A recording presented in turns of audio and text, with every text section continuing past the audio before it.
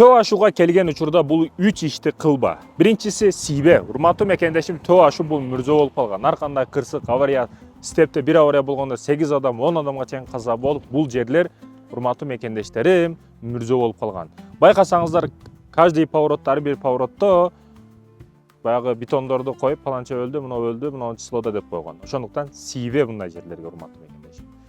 Колдон келишинче ары бар, башка жерге бар, жол катары кафе, ресторандар бар, ошол жерлер бар. Биринчиден, ал эми экинчиден кылышың керек болбогон маселе бул коопсуздук маселеси. Ар бир поворотто, мисалы, көп учурда бир өзүңсүн, өзүңө кошуп 8 адамды алып кетип атасың. Аманат, өзүңдүн жаның, өзүңдүкү болсо башкалардыкы үчүн дагы катуу жооп бересиң.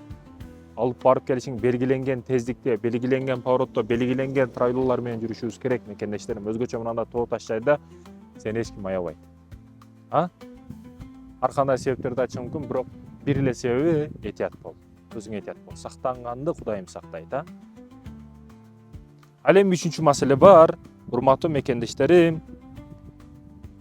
Бул төө ашуу болсун, шаардын ичиндеги трассалар болсун, бардык кыска узун жолдор болсун, бардык жолдор бул адамдын кан тамыры сыяктуу.